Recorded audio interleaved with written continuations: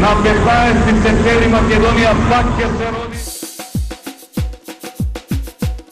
На 15 септември Македонија ќе победи. Македонија има своја иднина и ние таа иднина ќе ја обезбедиме.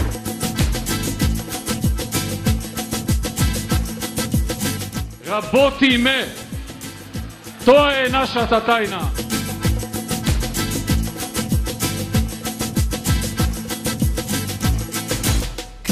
Таму се појавија и резултатите, се најдоа и парите за секој сегмент од нашето општество.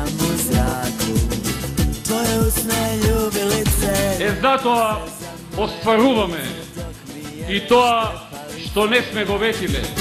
I svejedno da me lažeš, ti to radiš najbolje. Laži, laži, laži me, ti me lažeš najbolje. Ljubi, ljubi, ljubi me, ti to radiš najbolje. Laži, laži, laži me, ti me lažeš najbolje. Ljubi, ljubi, ljubi me, ti to radiš najbolje. Сега на така воопшто не знам дека. Не им верувам дека ќе гледаат за економија воопшто. А како сте задоволни до сега? Никако. Треба да излезат малку да видат народов, да го прашаат како живее, па да размислат убаво што прават со милиардите. Место да градат, треба да прашаат, уствари да запослат 1000 вработени по еден член на семејството, да може да си издржаваат децата. Тоа беше ветен. Тешко. Па народов може да глода сега камења и статуи и такви работи. За вас младите тоа е најбитно, другото. Меѓутоа тоа веќе беше ветувано. Ама не исполнето, не имат на тоа ништо. Младиве пак се со нерегулиран статус, општо и државава не функционира на тоа поле. Се може се гради, може нешто се прават некои промени, меѓутоа суштината на секоја земја е запослувањето на народот. Тоа слушај и пазарите и све, да. Катастрофа. Нема производство. Ако има производство големо, тоа ќе цените одма ќе се симнат. Нема до една. И една да ги нема, да не постоја. Ка нема струки, нема полјоприрода, нема ништо, готово. Крај. Јас никако нема. Сега се откажам. Затоа што нема за што да гласам. Тие што ми дадова работа, да работам, да спечелам, да створам, умре. Овие исто како да се умре. А колку се спремни партиите да дадат некоја реална програма, која што ние граѓаните ќе прифатиме сигурно, чисто сумням дека нешто ќе имаме реално. Ама би требало да понудат подобар живот сигурно на граѓаните. И што значи дека би требало да се зафатат со економијата, ако мислат да добијат изборите, ако не мислат. Да се отворат фабриките, луѓето да се вработат. Не знам. Не знам дали ќе се отворат. Малку потешко. Оваа зелена ливада во ништо не се разликува од онаа во Бунарџик. И таму и ваму најмногу расте зелена трева. Разликата е во тоа што ливадата во Бунарџик е наречена слободна економска зона. Таму само штрчат двете фабрики на Джонсон Мети и Джонсон Контрол. Зошто Македонија не се усреќи со странските инвестиции изминатите 10 години? 24 вести анализираше какви беа економските политики на сите досегашни влади и што ново може да се понуди на овие избори, истото да запали кај граѓаните. 15 септември 2002 година, овој народ ќе оствари победа за Македонија. Беше ветено дека секое семејство во земјата во тој 4-годишен мандат ќе има барем по еден вработен. 2006 година Македонија имаше рекордна невработеност. На политичката сцена се појави некогашниот министер за финансии Никола Груевски, кој застана на кормилото на тогаш опозиционата ВМРО ДПМНЕ. Човек кој што во јавноста беше неизмерно ценет додека во периодот од 99-та до 2002 година го водеше Министерството за финансии. Тој беше и првиот кој во предвечерието на изборите ги подкупи граѓаните со конкретна програма за развој на економијата и намалување на невработеноста. Коридорот 8, гасификација, инфраструктурни проекти, лавина од странски инвестиции во слободните економски зони. Преродбата беше мощна, привлечна и атрактивна, поради фактот што во неа беше наведено со конкретни датуми што и кога ќе биде направено. Но тоа е и голема храброст и ризик, бидејќи така концепирана програма дава голема можност на критичната јавност, следејќи ги датумите да ги критикува нереализираните проекти кои што беа ветени. Трн во око беа странските инвестиции и инфраструктурните проекти. По 5 години подоцна во индустриските зони освен трева и земја нема ниту една фабрика. За среќа, Джонсон Контрол и Джонсон Метис се единствениот декор кој што подсетува дека Бунарџик сушност е слободна економска зона. Но на сметката на СДСМ, партијата која што владееше еднакво долго како и ВМРО ДПМН исто така не е ни најмалку чиста. Нема кој не се сеќава на пропаднатата инвестиција на германскиот гигант Ауди, кој во 1997 година беше заинтересиран да инвестира во погон за производство во Македонија. Под неразјаснети околности, овој гигант, кој што ќе беше магнет и пример за други инвеститори, и денеска Македонија можеби ќе седеше рамо до рамо со Чешка, се откаже од инвестицијата. Исто така во тоа време во Македонија се случи и најболната приватизација. Сите македонски гиганти беа ликвидирани. Газела, Металски завод Тито, Раде Кончар, Македонка Штип, Чик Куманово, Алумина и уште многу други компании. Македонија остана без речиси никаква индустрија, а невработеноста постојано растеше. Во исто време Словенија, земја која што заедно со нас го одбра патот на капитализмот, сите државни предпријатија ги задржа со општествен капитал, но за да ги направи профитабилни, наместо да ги продаде, таа од развиениот свет увезе високостручни менаџери да менаџираат со нив, и денеска тие компании се на листата на гигантските европски компании. А Македонија до ден денеска мака мачи со 4 загубари: Емо Охрид, Охис, Тутунски комбинат, Прилеп и Еврокомпозит, кои што државата не може да ги продаде поради големите долгови.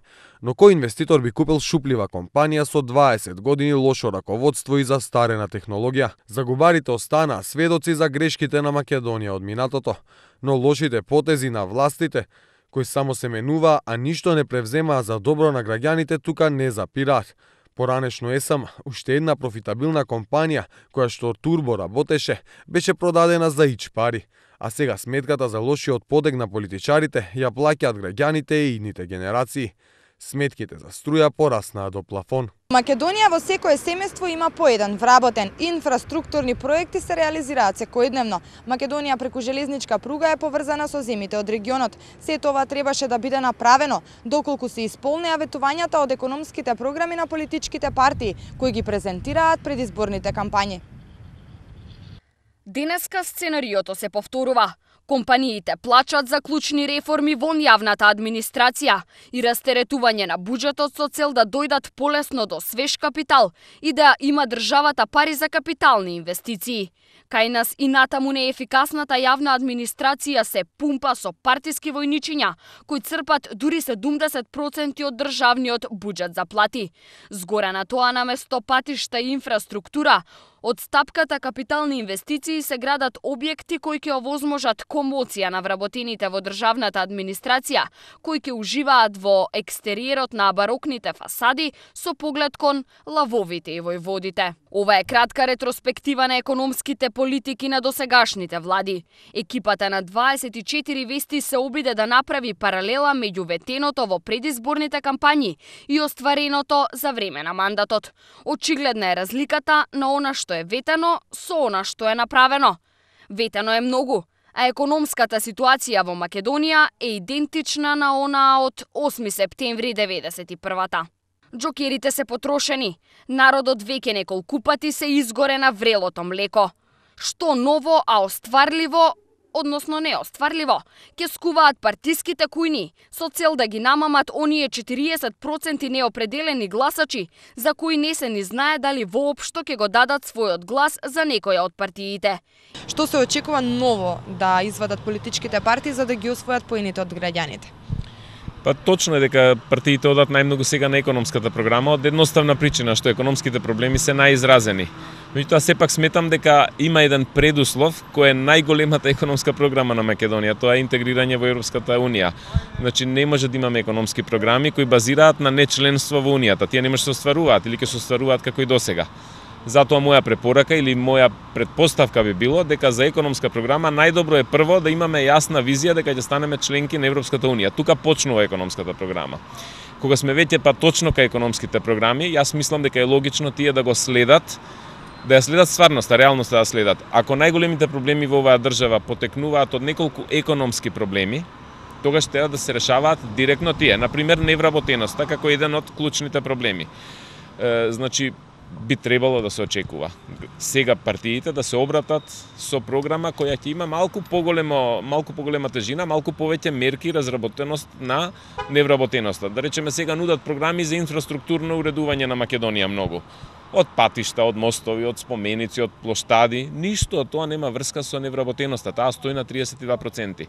Мислам дека треба директно да кореспондира сега програмата на сите партии со реалноста, да го реши проблемот со невработеноста, број 1 да речеме така, со невработеноста, па после да решава и други попатни проблеми. Програмите никогаш не победувале во Македонија на изборите, секогаш победувале политичките блокови, како такви, и ние 20 години знаеме дека СДСМ и ВМРО или ВМРО и СДСМ победувале не заради програмите, туку заради личностите, веројатно, кои се појавиле тука.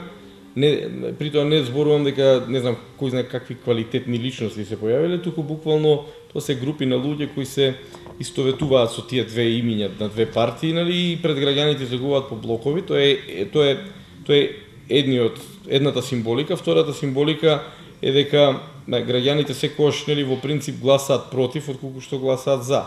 Така да на сите избори до сега казнувале македонските граѓани. Тоа значи дека директно покажува дека воопшто и не ги слушале програмите на партиите. Значи, веројатно малку кој ја сватил сериозно програмата на СДСМ во 2002 година и небулозите по тој основ што таму беа кажани, како што малку кој веројатно ги слушнал и ги сватил и небулозите на ВМРО во 2006 година кога тие ветуваа. Значи, едно прашање е на што граѓаните, како што вие кажувате, би паднале најмногу во изборите. Тогаш би биле некои мерки како и досега, дека ние ќе вработиме, дека ние ќе направиме да бидеме со проевропски плати и така натаму. Тоа не пали. Ја мислам дека би требало, преска кажав, директни мерки за вработувањето и второ, директни мерки за поголеми инвестиции во Македонија. Меѓутоа, за поголеми инвестиции би требало партиите да прифатат дека државата помалку ќе троши за да може повеќе да инвестира. Дека приватната економија, стопанството, исто така помалку ќе троши, повеќе ќе штеди за да може повеќе да инвестира. Тоа на граѓаните нема да им се допадне. Да излезете со програма во која ќе соопштите, поголем дел од парите ќе инвестираме и поголем дел од приходите на компаниите ќе ги насочуваме кон инвестиции, а не кон плати или кон потрошувачка дивиденди и така натаму. Меѓутоа, со таква програма ризикувате да луѓето се свртат против вас. Ако им спомнете дека повеќе ќе штедат, а помалку ќе трошат, да. Што е тоа што може сега да понудат? Ја би одговорил што е тоа што не може, што нема да помине овој пат. Значи, не верувам дека било која програма сериозно ќе биде сватена во делот на политичката агенда, значи као политичка програма. Јас и неодамна во едно интервју реков дека во Македонија сите програми се напишани веќе, сите идеи се кажани по 10 пати. Проблемот е дека не се остваруваат, значи оваа земја мора веќе да влезе еднаш во зоната кога партиите или тие што претендираат, нели, на власт, не мора да се овие две големи партии, кои да е, нели, треба да влезе во зона на реализација, да каже добро, ќе одберам сега една од сите овие програми што се кажани до сега, без разлика која партија ја напишала, и таа програма ќе ја реализирам. При тоа не мислам на дневно политички агенди, мислам на економски идеи, например, кои се даваат. Значи во програмите. Така да сакам да кажам, да сублимирам дека буквално која и програма да ја земете економски во делот на економијата што ја нудат партиите, тие се исти јајце на јајце, значи буквално сите, без разлика од која партија доаѓаат. Потоа ќе видите дека овие две најголеми партии во Македонија дури и немаат некои идеолошки разлики во делот на економијата. Тие многу добро процениле, знаат што е добро да слуша народот, го кажуваат во програмата, го пишуваат, трошат пари за печатење на многу хартија, а во суштина кога ќе ја направат владата, откога ќе победат, тие ги немаат капацитетите на терен, бар така се покаже до сега, буквално и оваа влада покаже дека ги нема капацитетите на терен да ја реализира програма.